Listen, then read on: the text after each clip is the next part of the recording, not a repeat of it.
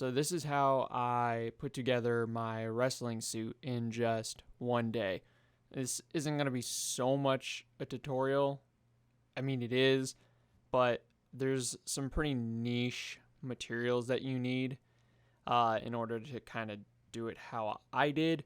So sort of take that as a grain of salt. Yeah. So I will break down how I did everything, but again, this isn't necessarily like a tutorial because there's some niche things that we have in our house that I don't think most people do. So, anyways, here's how I did it.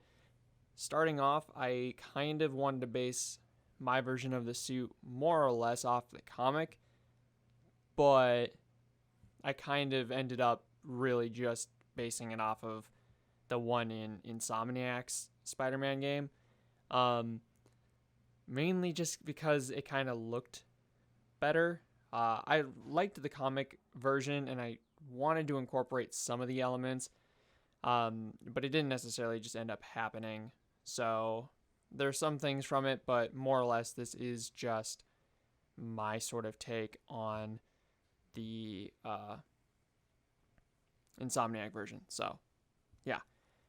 Anyways, the first thing that you're going to want is like a long sleeve turtleneck and some sweatpants. This part's gonna kind of vary depending on what sort of look you're going for. In the comic, the turtleneck looks very like almost like a thicker sweater versus Insomniac's version where it looks more like the one I found where it's just like a thinner kind of like fall turtleneck. And then the pants, as far as I can tell, are either going to be sweatpants or like joggers, kind of like what Tobey Maguire had in the first Sam Raimi film. I ended up going with these like blue velvet ones just because I really liked the look of them. I just thought it would add some visual intrigue, and I really liked the color, and I didn't have to modify it. Both of these articles of clothing were thrifted. I think they were like maybe $10. So, yeah, I'd recommend just going to a thrift store and seeing what they have. Chances are they'll have something that fits enough. So, yeah, that's sort of what I used as the base of my suit. The next thing, as for the shoes, I had these old water shoes or like scuba shoes that I was going to use for a different cosplay, which is why on them you can see there's like some spare foam. I was trying to like block off the logo, but yeah, these to me fit really closely with what Insomniac used, so I decided to go with these. If you were going for more of a comic look, you would just use like a pair of gray tennis shoes. So yeah, again, up to how you're doing it. For the web shooters, I just used my Zombie Hunter web shooters because they looked enough like the ones in the Insomniac game. The comic one doesn't have them at all. But I don't know. I just kind of like the aesthetic of it. The Insomniac version also has triggers that come off of them. I wasn't going to build friggin' triggers for it. I was literally putting this suit together just for an event. So yeah, I was trying to do it as cheap as possible and out of as many reusable things as I could. So yeah. So the one and only thing made from scratch was the mask. I bought some two-way stretch blue fabric, like dark blue fabric. In hindsight, I definitely would have picked four-way stretch. I thought the two-way would work. It does work, but there's certain, it kind of changes how you have to do like measurements because it doesn't stretch as much and you have to sew it like a right way. So if you've never really sewn before, or you're like me and you haven't sewn like a lot and you're just kind of learning, the four-way stretch is going to save you like a lot of work. Or you can just buy, a pre-made blue spandex mask. I just decided to buy half a yard of blue fabric and There we go. I used probably Spidey's pattern or like video as sort of a guide of how to do it. I just screenshotted when he showed his template, printed it out, or I scaled it up so that it was as big as what he wrote down on the template, and then printed it out. And then from there, it's pretty simple of just tracing it out onto the fabric, cutting it out, and then sewing it. The issue I ran into was that, so the pattern was scaled slightly under, I think it was like about 1 or 2 millimeters off from being appropriately sized. But I think the bigger issue I ran into is because it was only two-way stretch. If I went with the size of the pattern as it was, which according to probably Spidey should have fit a 22-inch diameter head, which is what mine is, it should have fit, but it would not stretch big enough to fit my head. And again, I think that was just because probably Spidey sews with 4-way stretch, I'm pretty sure. So therefore, the pattern should have been able to fit my head, but because I used 2-way stretch, it didn't. So we ended up having to redo it, scale it way the crap up, and then it kind of just barely fit. But yeah, my girlfriend sewed it the second time for me, so I wasn't gonna, it fit, it worked, so I wasn't gonna like have us do the whole process like a third time to try. Like I said, A, we were on a time crunch. She had things to make and things to do. And B, the suit doesn't have to be perfect because it's kind of the whole point is that it's imperfect. So as long as it fit and it looked pretty good, I was okay with it. And since it met that criteria, cool, lesson kind of learned for next time, bam, that was it. Then we move on to the lenses. I just took some, I think it's like 1mm craft foam that we had lying around because, again, I didn't want to spend a ton of money into this thing. I was just trying to use as many reusable materials as I had. So I grabbed some 1mm foam, and then I had these sort of dividers, like clear colored dividers that I got for a different suit that I was working on. And basically, I pulled up a screenshot of the Insomniac version of the mask, laid the divider over on top of my monitor, taped it up, and then just took a Sharpie and traced out the lens. I just made sure that it was scaled large enough to be to be used in real life.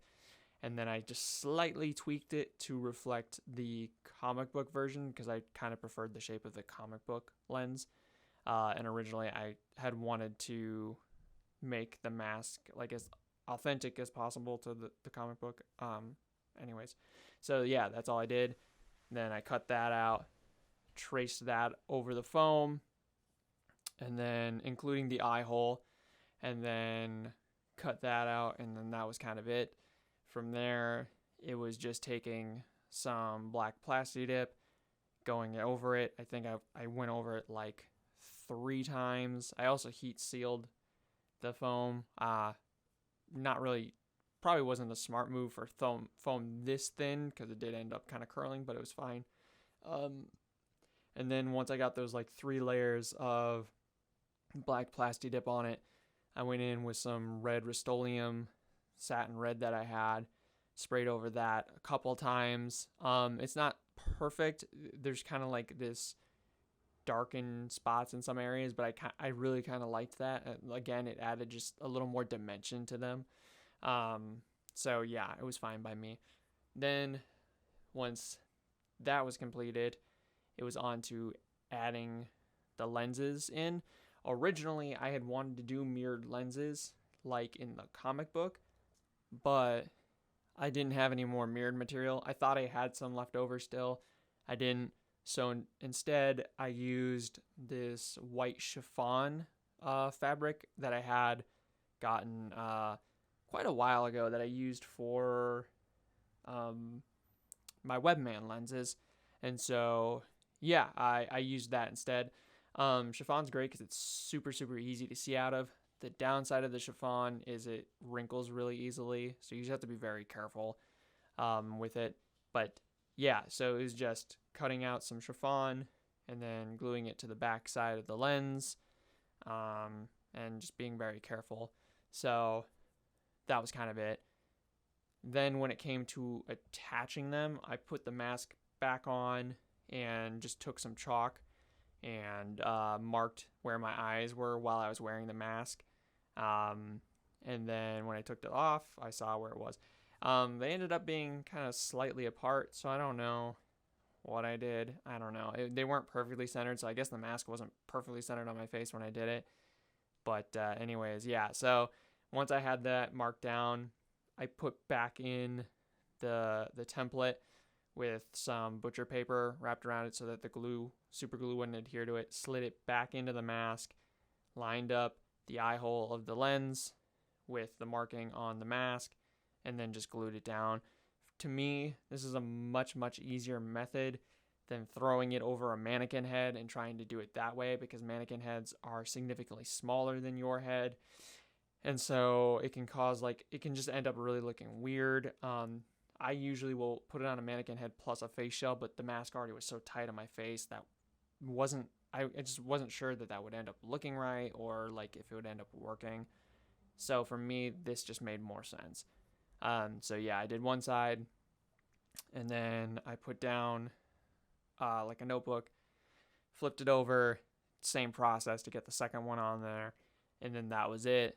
Like I said, they're not perfectly centered, but they're good enough. It's not really noticeable that the seams are slightly off, in my opinion. It works. Again, it's not a perfect process, and this was the first mask I ever did, so, bite me. So after that, we move on to the next big sort of step, which was adding the spider emblems to the shirt. Now, the comic book version doesn't have them, but the Insomniac version does. And to me, that made more sense, so I wanted to add spiders. However, I didn't really love the kind of generic spiders that Insomniac used, so instead, I wanted to do the Raimi spiders to sort of pay homage to the Raimi suit, which was inspired by the Ultimate suit as well. So yeah, so this is going to be this part is the part that's going to be only applicable to a few of you.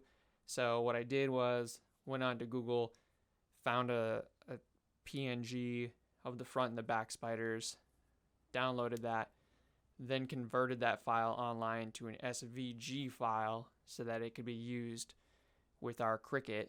And then it was as simple as having the Cricut cut out those files onto some black heat transfer vinyl.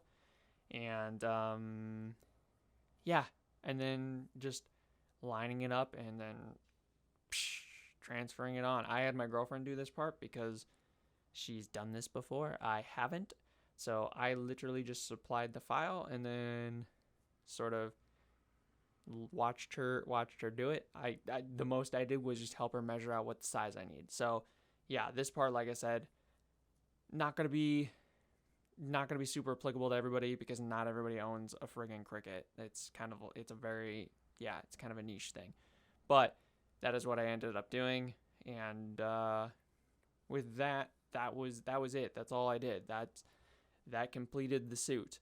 So yeah, there's a lot of different ways obviously you can do this. There's a lot of ways that you could be more accurate to one version over the other. But yeah, I was just really happy with how it turned out.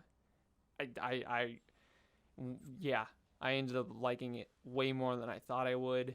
And yeah, that's how I did it, guys. So, hopefully this kind of helps you or inspires you guys when tackling kind of your own version of the homemade or the wrestling suit.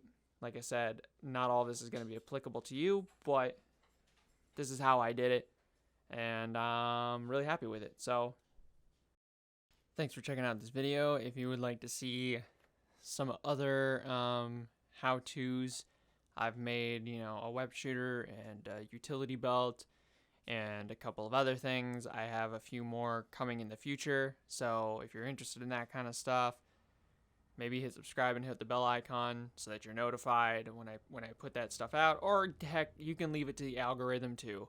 Totally up to you. There will also be a playlist up here in the corner, hopefully right now, that you can check out what I've already made. So until the next video, guys, have a good one, and